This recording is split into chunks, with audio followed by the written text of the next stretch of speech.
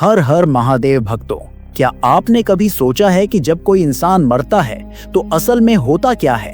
क्या वो बस खत्म हो जाता है या फिर उसकी आत्मा कहीं और चली जाती है? गरुड़ पुराण में लिखी वो डरावनी बातें, क्या वो सच हैं? आज हम आपको एक ऐसी सच्चाई से रूबरू कराएंगे जिसे जानकर आपकी रूह कांप उठेगी। ये वीडियो आपकी जिंदगी का सबसे हैरान करने वाला वीडियो हो सकता है, क्योंकि यहाँ हम आपको बताएंगे कि मौत के बाद आपके साथ क्या क्या हो सकता है। अगर आप दिल के कमजोर हैं तो अभी वीडियो बंद कर दें, लेकिन अगर सच जानने की हिम्मत है तो वीडियो को अंत तक जरूर देखें। लेकिन आगे बढ़ने से पहले कमेंट में हर हर महादेव जरूर लिख दें, ताकि भोलेनाथ आपके और आपके परिवार पर हमेशा अपनी कृपा बनाए रखे। साथियों, दुनिया की एक ही सच्चाई है जो कभी नहीं बदलती, और वो है मौत। चाहे कोई कितना भी बड़ा आदमी हो, कितना भी धनवान या ताकतवर हो, मौत के आगे सबको झुकना पड़ता है। कोई इससे बच नहीं सकता। लेकिन जब कोई अपना हमें छोड़कर चला जाता है तो दिल में सवाल उठता ही है कि वो कहाँ गया।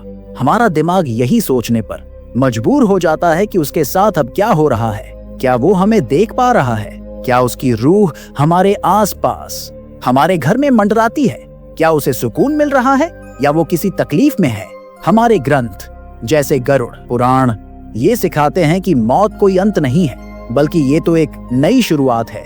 आत्मा की एक ऐसी गहरी और रहस्यमय यात्रा जिसके बारे में हम कुछ ज्यादा नहीं जानते। ये वो सफर है जहां न तो शरीर का बोझ रहता है, न दुनियादारी का नाम ओ निशान। बस इंसान के कर्म ही उसके साथ जाते हैं और उन्हीं के हिसाब से आगे का रास्ता तय होता है।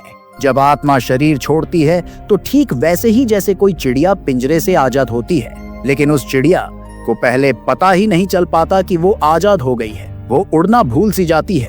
ठीक वैसे ही आत्मा को भी समझ नहीं आता कि अब उसका शरीर से कोई लेना देना नहीं रहा। वो अपना ही शरीर जमीन पर पड़ा देखती है, अपने घर वालों को अपने लिए रोते बिलखते देखती है, अपनी चिता की लपटें देखती है, मगर उसे यकीन ही नहीं होता कि ये सब कुछ उसके साथ हो रहा है। उसे एक अजीब सा भ्रम होता है। वो सोचती है कि वो तो अभी भी यही है, फिर लोग उसे देख क्यों नहीं पा रहे, उसकी आवाज सुन क्यों नहीं पा रहे। ये सब उसकी समझ से परे होता है। और फिर इसी उलझन की घड़ी में उसके सामने दो दिव्य शक्तियां प्रकट होती हैं, जिन्हें हम यमदूत कहते हैं। वो जैसे हमें किताबों में दिखाए जाते हैं वैसे डरावने नहीं होते। उनका रूप रंग तो उस आत्मा के अपने ही कर्मों से बनता है। जिस इंसान ने अच्छा और पवित्र जीवन जिया हो, उसे वो यमदूत भी देवताओं जैसे शांत और सुंदर दिखाई देते हैं, जैसे कोई दो साधु उसे तीर्थ यात्रा पर ले जाने आए हों। लेकिन जिसने बुरे और पाप भरे कर्म किए हों, उसी की नजरों में वही यमदूत बहुत भयानक और डरावने लगते हैं, जिनके हाथों में दंड देने वाले अस्त्र होते हैं और जिनकी आंखों में कठोर सवाल होते हैं। लेकिन मौत के तुरंत बाद ये यमदूत आत्मा को सीधे यमलोक नहीं ले जाते। गरुड़ पुराण के मुताबिक लगभग 24 घंटे तक वो आत्मा को उसी जगह पर रोक कर रखते हैं जहां उसके शरीर का अंतिम संस्कार होना होता है। ऐसा क्यों होता है? ये वो पल होता है जब आत्मा को पहली बार अपने सारे कर्म एक साथ बिना किसी छुपाव के देखने को मिलते हैं। ऐसा लगता है जैसे कोई चलचित्र चल रहा हो, जहां जीवन का हर पल, हर छोटा बड़ा काम बिना किसी बहाने के सामने आ जाता है। वो सब कुछ जिसे हमने भुला दिया था, जिसे हमने बस एक छोटी सी गलती कहकर टाल दिया था, वो सब इस चलचित्र में जीवित हो उठता है। यह कोई सजा नहीं देने का तरीका नहीं है, बल्कि यह तो एक तरह का प्रकाश है, जहां आत्मा खुद को पूरी सच्चाई से देख पाती है जैसी वह वास्तव में थी। और ये सब कुछ उसी वक्त हो रहा होता है जब नीचे धरती पर उसके शरीर का अंतिम संस्कार हो रहा होता है। चिता जल रही होती है, पर ऊपर आत्मा उस शारीरिक आग को नहीं देख रही होती। वह तो देख रही होती है अपने कर्मों की आग को। वह महसूस कर रही होती है कि उसने किन लोगों के लिए आंसू बहाए और किन के कारण दूसरों को रुलाया। गरुड़ पुराण ये भी बताता है कि इस दौरान आत्मा अपने परिवार वालों के बहुत करीब होती है। वह उनके मन की हर बात सुन सकती है, उनके दर्द को महसूस कर सकती है, मगर वह कुछ कर नहीं सकती, उन्हें छू नहीं सकती, उन्हें दिलासा नहीं दे सकती। यह उसके लिए सबसे बड़ी पीड़ा का समय होता है। एक माँ अपने रोते हुए बेटे को देखकर व्याकुल हो उठती है, पर उसे चुप नहीं करा सकती। एक पति अपनी पत्नी को अपनी यादों में खोया देखता है, पर उसे संभाल नहीं सकता। इसीलिए कहा जाता है कि इस समय घर में शांति रखनी चाहिए, प्रार्थना और भजन कीर्तन करने चाहिए, ताकि आत्मा को थोड़ी सी भी शांति और आगे बढ़ने का बल मिल सके। फिर जब चिता की आग धीरे धीरे ठंडी पड़ने लगती है और रात गहराने लगती है, तब यमदूत आत्मा से कहते हैं, चलो अब तुम्हारी यात्रा का अगला चरण शुरू होता है। और तब आत्मा एक आखिरी बार उस घर को देखती है जहां उसके जीवन के सारे सुख दुख, झगड़े और प्यार की यादें बसी हैं। वह घर अब उसके लिए सिर्फ एक स्मृति बनकर रह जाता है। और इस तरह आत्मा की वो लंबी और रहस्यमयी यात्रा शुरू होती है, जो करीब 31 दिनों तक चलती है। यमदूत उसे एक ऐसे सूक्ष्म मार्ग पर ले जाते हैं जहां न कोई शरीर होता है, न कोई रूप, बस वाइब्रेशंस होती हैं, आवाजें होती हैं और कर्मों की गंध होती है। लेकिन ऐसा नहीं होता कि आत्मा को तुरंत ही यमलोक ले जाया जाए। पहले 13 दिन तक तो आत्मा इसी पृथ्वी लोक के आसपास अपने ही घर में रहती है। एक अदृश्य रूप में वह वहीं रहकर देखती है कि उसके जाने के बाद कौन सच में टूट गया है और कौन दिखावे के आंसू बहा रहा है। उसके सामने हर किसका सच्चा चेहरा आ जाता है। वह अब जान जाती है कि किसने उसे सच्चा प्यार दिया था और किसके मन में उसके लिए वास्तव में कोई प्यार नहीं था। ये सब देखना जानना आत्मा के लिए बहुत कठिन होता है। इन 13 दिनों में जो कुछ होता है वो आत्मा की यात्रा को सीधे प्रभावित करता है। ये वो समय होता है जब घर के लोग अपने श्राद्ध, तर्पण और पिंडदान के द्वारा उस आत्मा के लिए एक सहारा तैयार करते हैं। ये कोरी रस्में नहीं है, बल्कि इनमें एक गहरी आध्यात्मिक शक्ति छिपी होती है। अगर परिवार के लोग पूरी श्रद्धा, प्यार और एकाग्र मन से इन कर्मों को करते हैं, तो उससे निकलने वाली पवित्र ऊर्जा आत्मा तक पहुंचती है। उसे एक तरह का मार्गदर्शन मिलता है। उसे समझ आने लगता है कि अब आगे किस ओर जाना है। उसे ये एहसास दिलाने में मदद मिलती है कि अब इस सांसारिक जीवन से मोह छोड़कर आगे के रास्ते पर चलना है। लेकिन अगर इन दिनों घर में कलह हो, लड़ाई झगड़े हो या फिर उपेक्षा भाव हो, यानी बेमन से सिर्फ दिखावे के लिए ये सब कर्म किए जाए, तो इसका उल्टा असर होता है। आत्मा और भी ज्यादा भ्रमित और व्याकुल हो जाती है। वो इसी दुनिया में अपने पुराने स्थानों में अटकी रह जाती है। वो बार बार अपने पलंग के पास मंडराती है, अपने कपड़ों को देखती है, उस तस्वीर के सामने खड़ी हो जाती है जिसमें वो कभी हंसती मुस्कुराती थी। वो इस मोह में फंसकर रह जाती है और आगे बढ़ नहीं पाती। फिर गरुड़ पुराण हमें बताता है कि इसके बाद आत्मा के सामने 3 मार्ग होते हैं और ये तय होता है उसके अपने कर्मों के आधार पर। पहला है आर्ची मार्ग या देवयान मार्ग। ये वो रास्ता है जो उन पवित्र आत्माओं के लिए खुलता है जिन्होंने जीवन भर धर्म का पालन किया, तपस्या की और सच्चाई के रास्ते पर चले। ये मार्ग सीधे ऊर्ध्व लोकों यानी स्वर्ग की ओर जाता है, जहां अनंत सुख, शांति और दिव्य आनंद है। दूसरा मार्ग है धूम मार्ग। ये उन आत्माओं के लिए है जिनके कर्म बहुत ज्यादा पुण्य के भी नहीं हैं और न ही बहुत ज्यादा पाप के। ऐसी मध्यम स्थिति वाली आत्माएं इसी मार्ग से होकर पितरलोक पहुंचती हैं। यहाँ वो एक तरह से विश्राम करती हैं, शांति से रहती हैं और अपने अगले जन्म या यात्रा की प्रतीक्षा करती है। और तीसरा मार्ग है सबसे कठोर उत्पत्ति विनाश मार्ग या नरक मार्ग। ये उन पापी आत्माओं के लिए है जिन्होंने जीवन भर बुरे कर्म किए, दूसरों को दुख दिया, हिंसा और पाप का रास्ता अपनाया। इस मार्ग पर उन्हें अपने कर्मों के अनुसार कड़े दंड भोगने पड़ते हैं ताकि उनकी आत्मा शुद्ध हो सके। लेकिन इन तीनों मार्गों पर जाने से पहले हर आत्मा को एक बहुत ही भयानक और कठिन परीक्षा से गुजरना पड़ता है। वैतरणी नदी को पार करना ये कोई साधारण नदी नहीं है, बल्कि कर्मों की एक प्रचंड धारा है। यहाँ आत्मा को खुद अपने ही कर्मों का सामना करना पड़ता है। जिस आत्मा ने जीवन में अच्छे कर्म किए हों, दान पुण्य और सेवा की हो, उसके लिए यह नदी पार करना आसान हो जाता है। ऐसी आत्मा के लिए तो यह नदी भी पवित्र गंगा के समान शांत और पार करने योग्य लगती है। लेकिन जिस आत्मा ने पाप का जीवन जिया हो, उसके लिए वैतरणी नदी बेहद भयावह होती है। गरुड़ पुराण में इसे रक्त, कीचड़ और असंख्य कीटाणुओं से भरी हुई बताया गया है। इसके पानी में भयानक मगरमच्छ, विषैले सांप और ऐसे जीव तैरते हैं जिनकी आंखों से आग निकलती है और मुंह से अभिशाप। जैसे ही एक पापी आत्मा इस नदी में प्रवेश करती है, उसे ऐसा लगता है मानो सूरज की तेज किरणें एक साथ उसके ऊपर जल रही हों। वह चीखती है, दर्द से तड़पती है, लेकिन उसकी आवाज कोई नहीं सुनता।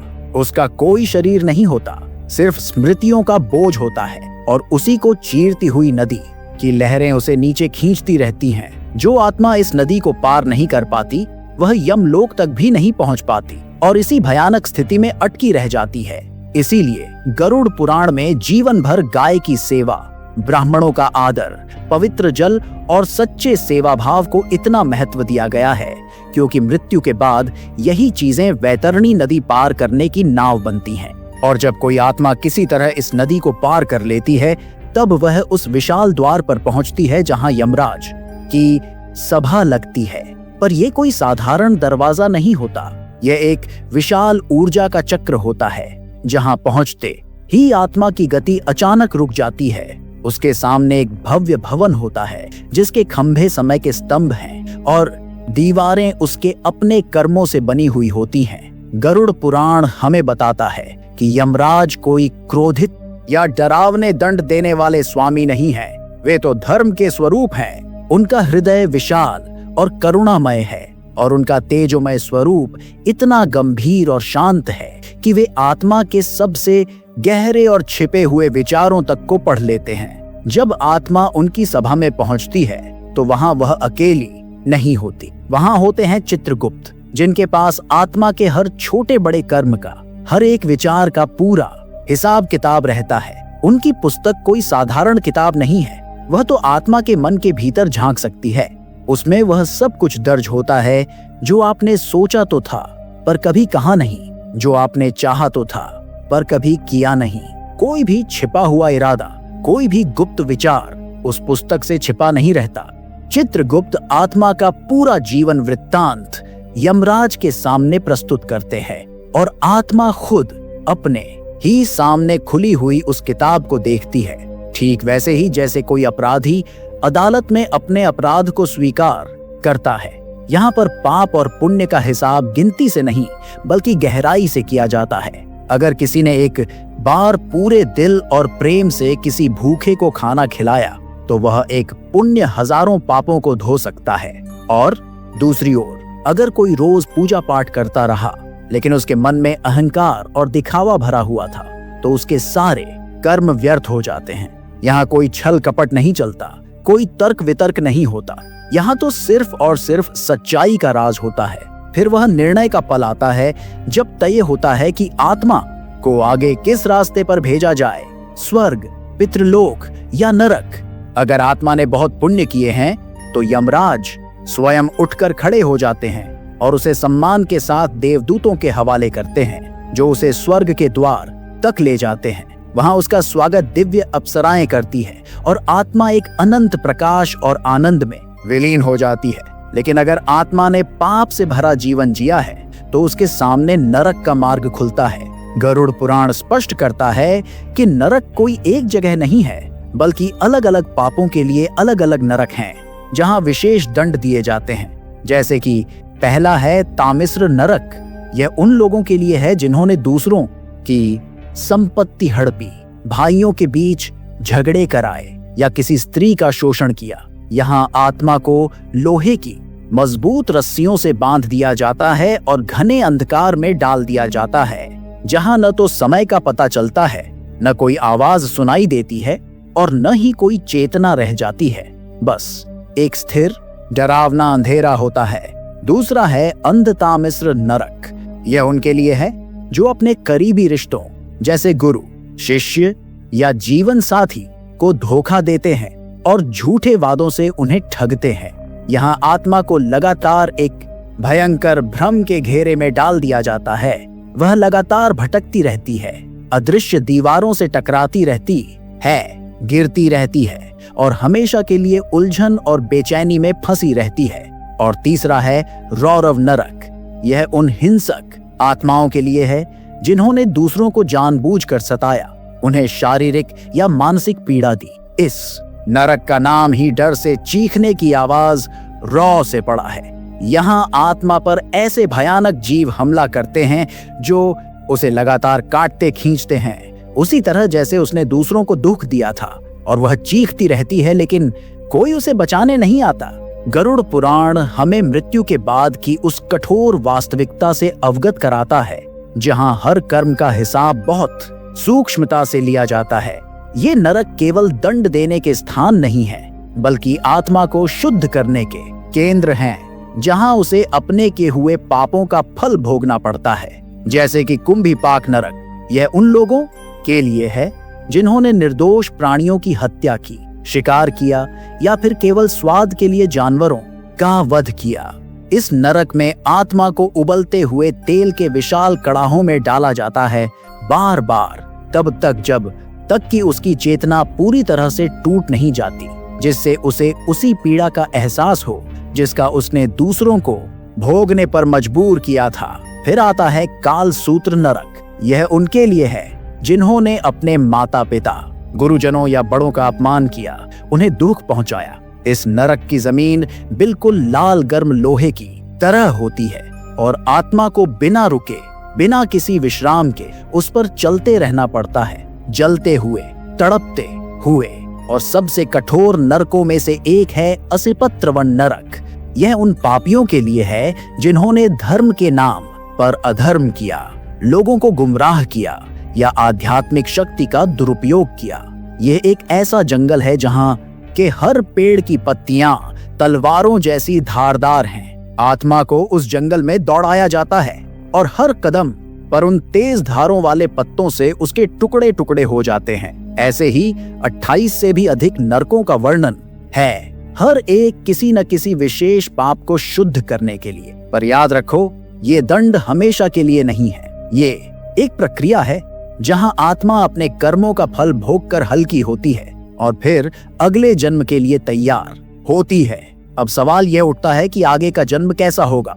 क्या आत्मा को फिर से मनुष्य का शरीर मिलेगा या किसी पशु पक्षी की योनि में जाना पड़ेगा? इसका जवाब सिर्फ और सिर्फ एक चीज पर निर्भर करता है, उस आत्मा की वाइब्रेशनल फ्रीक्वेंसी, यानी उसकी कंपन शक्ति, जो उसके अपने कर्मों और संस्कारों से बनती है। गरुड़ पुराण बताता है कि इस सृष्टि में 84 लाख योनियां हैं। इनमें से केवल एक, यानी मनुष्य योनि ही ऐसी है जहां आत्मा को अपने कर्म सुधारने, ईश्वर को जानने और मोक्ष पाने का अवसर मिलता है। बाकी की 83,99,999 योनियां सिर्फ और सिर्फ कर्म भोगने के लिए है। वहां आत्मा सोच नहीं सकती, सिर्फ अपने पिछले कर्मों का फल भोगती रहती है। जब कोई आत्मा नरक में अपने पापों का फल भोग चुकती है, तब चित्रगुप्त और यमराज मिलकर तय करते हैं कि अब उसे किस योनि में जन्म लेना चाहिए।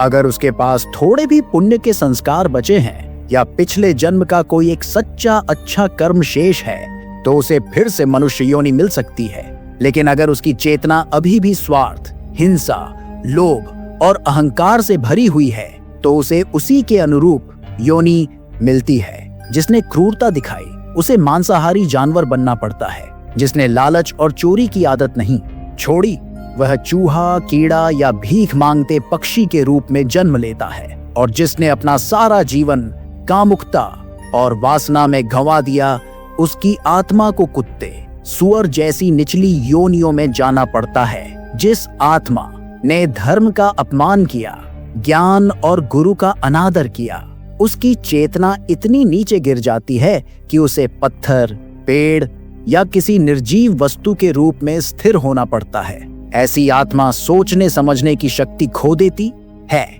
और सदियों तक एक ही स्थिति में पड़ी रहती है। लेकिन जिस आत्मा ने जीवन में एक बार भी सच्चे मन से सेवा की, दया दिखाई या प्रेम का अनुभव किया, उसके लिए एक आशा की किरण हमेशा बनी रहती है। उसके थोड़े से भी पुण्य संस्कार उसे फिर से मनुष्य योनि पाने का मौका दे सकते हैं। गरुड़ पुराण यह भी बताता है कि कुछ आत्माएं नरक से भी नहीं डरती, क्योंकि उन्हें लगता है कि दंड भोगने के बाद सब खत्म हो जाएगा। पर असली डर तो उस भटकती हुई आत्मा का है जो न तो पूरी तरह नरक में प्रवेश कर पाती है और न ही एक नया जन्म ले पाती है। ऐसी आत्माएं अधर में फंस जाती है और भूत प्रेत या पिशाच योनि में भटकने लगती हैं। ये वो दुर्भाग्यशाली आत्माएं हैं जो न तो शरीर छोड़ पाती हैं और न ही नया शरीर पा पाती हैं। ऐसी आत्माएं अक्सर वो होती हैं जो मृत्यु के समय अत्यधिक मोह, क्रोध या वासना में फंसी हुई थीं, जो अपनी संपत्ति, अपने घर या अपनी अधूरी इच्छाओं से चिपकी रह गई। वे इसी दुनिया में भटकती रहती हैं और किसी खास जगह, तिथि या वार पर प्रकट होती है। जब तक उनका मोह नहीं टूटता वे आगे नहीं बढ़ पाती। इसीलिए श्राद्ध, तर्पण और पिंडदान जैसे कर्म इतने महत्वपूर्ण हैं। जब परिवार के लोग पवित्र जल, तिल और मंत्रों से तर्पण करते हैं तो आत्मा को एक दिव्य संकेत मिलता है। उसे एहसास होता है कि अब उसे आगे बढ़ जाना चाहिए, इस संसार से मोह छोड़ देना चाहिए। यह उसके लिए मुक्ति का द्वार खोलता है। और फिर जब सब कुछ पूरा हो जाता है, जब आत्मा ने नरक के दंड भोग लिए, जब उसका मोह टूट चुका होता है, जब सारे संस्कार पूरे हो जाते हैं, तब आत्मा पुनर्जन्म के गर्भ द्वार में प्रवेश करती है।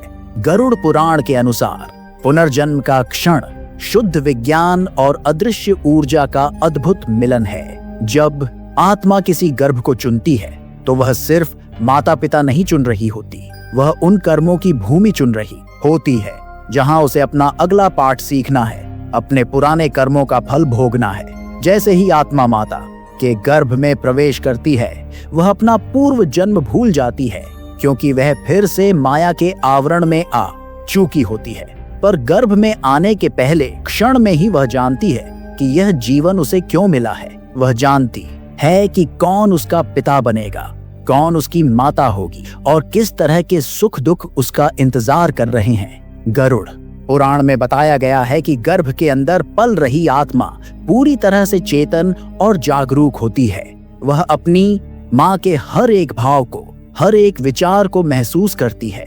माँ का डर, उसका प्यार, उसके द्वारा खाया गया भोजन, उसकी गर्मी ठंडक, यह सब कुछ उस सूक्ष्म आत्मा के मन और भावनाओं पर एक गहरी छाप छोड़ता है। इससे भी आगे माँ के मुख से निकले हर शब्द का, उसकी हर बोली का सीधा असर गर्भस्थ शिशु की चेतना पर पड़ता है।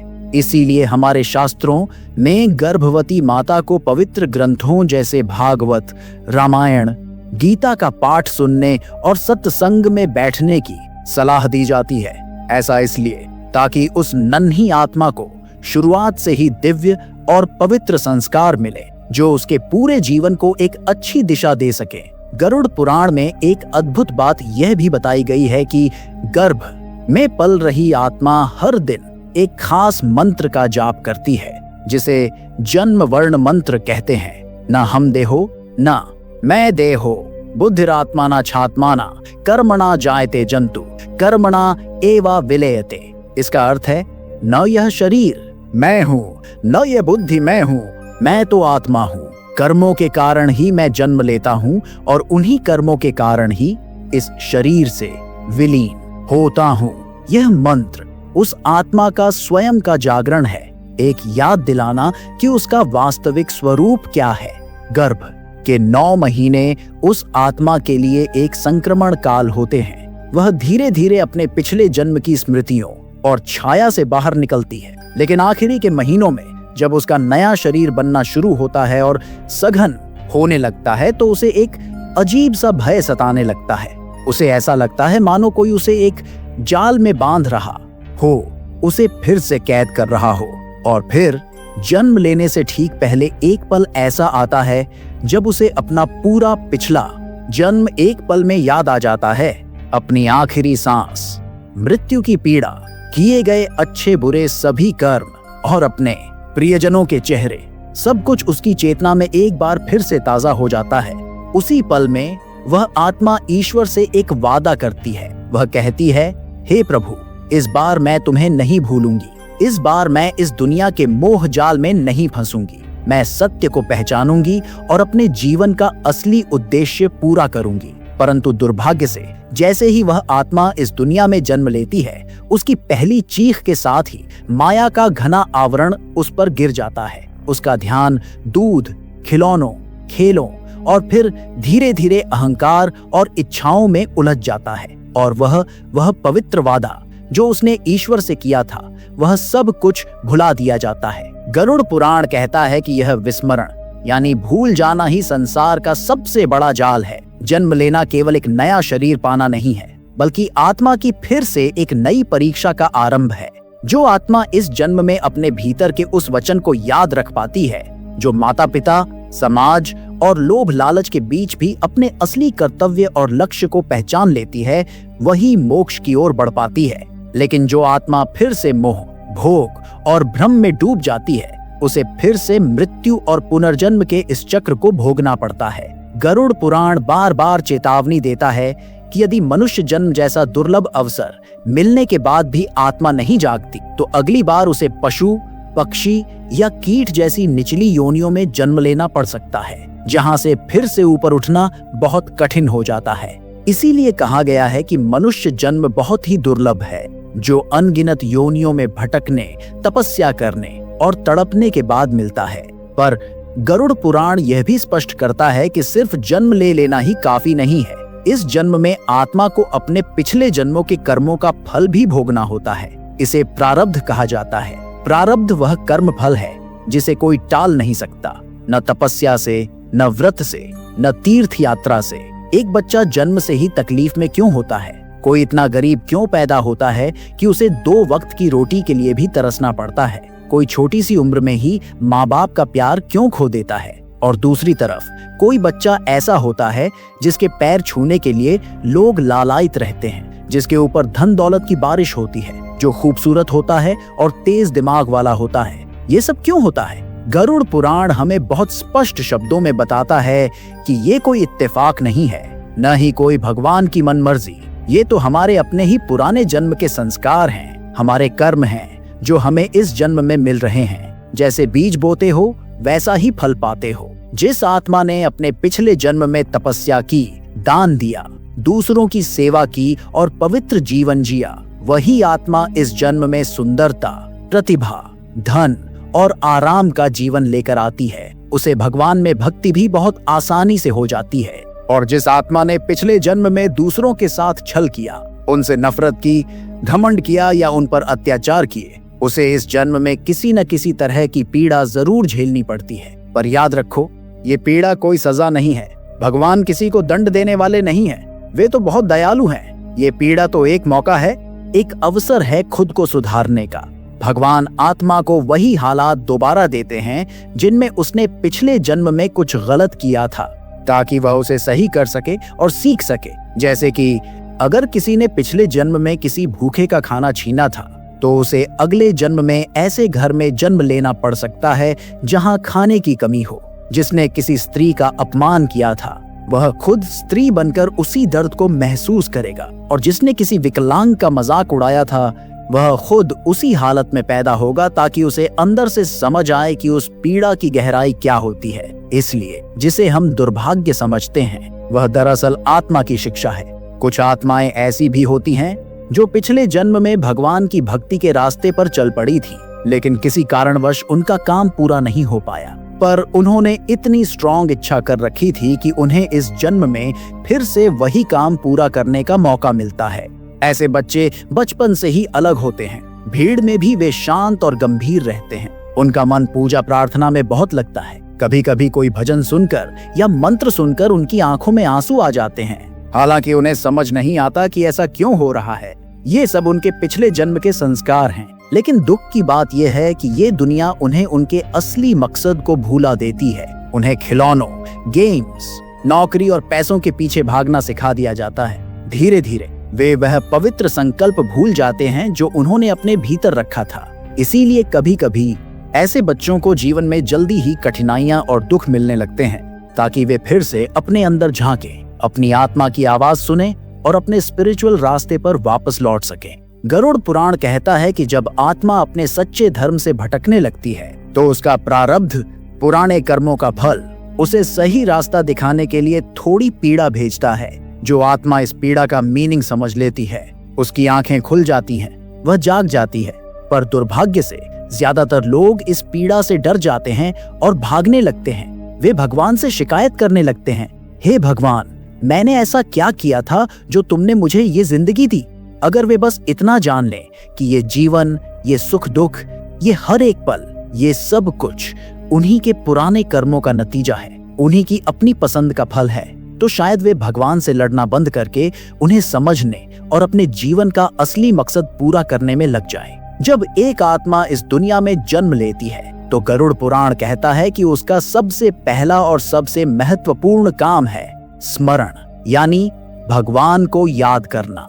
अगर वह आत्मा इसी स्मरण में लगी रही तो उसका प्रारब्ध यानी पुराने कर्म उसके लिए परीक्षा नहीं बनते, बल्कि उसके रास्ते को आसान बना देते हैं। लेकिन दुख की बात यह है कि जैसे जैसे आत्मा इस दुनिया के जाल में फंसती जाती है, वह नए कर्म करने लगती है, जिन्हें क्रियमाण कर्म कहते हैं। ये वो कर्म हैं जो हम इस जीवन में करते हैं और ये हमारे भविष्य का फल बनते हैं। इसी तरह आत्मा फिर से कर्मों के चक्र में उलझ जाती है, जब तक वह यह नहीं समझ लेती कि वह सिर्फ यह शरीर नहीं है, बल्कि एक अमर चेतना की चिंगारी है जो न तो पैदा होती है और न ही मरती है। तब तक वह इस चक्र से मुक्त नहीं हो सकती। पर सवाल यह है कि क्या कोई आत्मा वाकई इस चक्र से छूट सकती है? क्या कोई सच में मृत्यु के पार जा सकता है? गरुड़ पुराण का जवाब है हाँ, पर यह हाँ बहुत आसान नहीं है। मोक्ष शब्द सुनने में जितना सरल लगता है, उसकी यात्रा उतनी ही कठिन और सूक्ष्म है। मोक्ष का मतलब सिर्फ जन्म और मृत्यु के चक्र से बाहर निकलना नहीं है, बल्कि आत्मा का परम सत्य में पूरी तरह विलीन हो जाना है। यह वह अवस्था है जहां आत्मा न तो फिर से जन्म लेना चाहती है, न ही मौत से डरती है। वह मैं और मेरा के सारे बंधनों से आजाद हो जाती है। वही आत्मा मोक्ष पाने के योग्य होती है, जिसने अपने सारे कर्मों का फल भोग लिया हो, जिसके मन में किसी के लिए कोई शिकायत न हो, न ही द्वेष हो, न लालच। गरुड़ पुराण मोक्ष के 3 रास्ते बताता है। पहला ज्ञान मार्ग, जहां आत्मा को यह पूरी तरह समझ आ जाता है कि वह यह शरीर नहीं है। वह अपने अहंकार को छोड़ देती है और परमात्मा को अपने भीतर ही अनुभव करती है। दूसरा भक्ति मार्ग, जहां आत्मा बिना किसी स्वार्थ के, बिना कुछ मांगे, सिर्फ प्रेम से ईश्वर को पुकारती है। यहाँ मैं खत्म हो जाता है और सिर्फ तू यानी ईश्वर ही बचता है। तीसरा कर्म मार्ग, जहां इंसान अपना हर काम, हर छोटा बड़ा कर्म भगवान के चरणों में अर्पण कर देता है। न तो नतीजे की चाह होती है, न ही किसी तारीफ की इच्छा। जब ये तीनों रास्ते एक आत्मा के भीतर मिल जाते हैं तो वह धीरे धीरे पूरी तरह शुद्ध होने लगती है। फिर एक दिन ऐसा आता है जब शरीर तो गिर जाता है, लेकिन आत्मा वहीं नहीं रुकती। उसके लिए न यमदूत आते हैं, न वैतरणी नदी पार करनी होती है, न नरक स्वर्ग का चक्र, और न ही फिर से जन्म लेना होता है। उसके सामने सिर्फ एक शांत और अनंत प्रकाश प्रकट होता है। गरुड़ पुराण कहता है कि मोक्ष पाई हुई आत्मा को लेने देवदूत आते हैं, जो उसे ब्रह्मलोक ले जाते हैं। वहां कोई सवाल जवाब नहीं होता, कोई इनाम सजा नहीं, कोई फैसला नहीं होता। वहां सिर्फ गहरा मौन होता है, जिसे शास्त्र शिव कहते हैं। वह आत्मा उस मौन में समा जाती है, जैसे एक बूंद समुद्र में मिल जाती है। वह अपना अस्तित्व खोती नहीं, बल्कि एक पूर्णता में विलीन हो जाती है।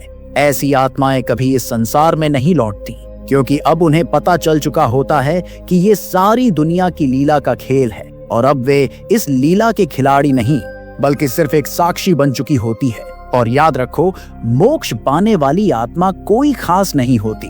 वह हम में से ही कोई हो सकती है, जो कभी रोया था, टूटा था, भटका था, लेकिन जिसने आखिरकार अपने भीतर की उस ज्योति को पहचान लिया, जिसे हम आत्मा कहते हैं। तो मित्र, मृत्यु सिर्फ एक शरीर का अंत नहीं है, यह आत्मा की एक नई यात्रा की शुरुआत है, जो वैतरणी से होती हुई यमलोक तक जाती है, फिर पुनर्जन्म और प्रारब्ध के चक्र में घूमती। लेकिन जो आत्मा इस चक्र से ऊपर उठ जाती है, जो अपने सवालों के पार जाकर यह जान लेती है कि वह खुद ईश्वर की एक अंश है, वही आत्मा मोक्ष को प्राप्त करती है।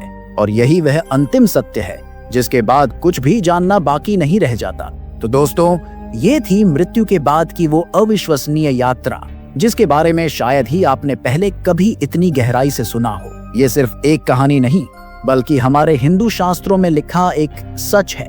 अगर इस वीडियो ने आपको सोचने पर मजबूर कर दिया है तो वीडियो को दिल से एक लाइक जरूर कर दे और इसे अपने प्रियजनों के साथ जरूर शेयर करें, क्योंकि ये जानकारी सिर्फ आप तक ही सीमित नहीं रहनी चाहिए। हो सकता है ये वीडियो किसी की जिंदगी बदल दे। अगर आप चाहते हैं कि हम ऐसे और रहस्यमय विषयों पर वीडियो बनाएं, तो चैनल को सब्सक्राइब करें और बेल आइकन दबाना न भूलें। ध्यान रखें, मौत एक सच्चाई है, लेकिन इसके बाद की यात्रा आपके कर्मों पर निर्भर करती है। जागरूक रहें, सजग रहें। हर हर महादेव।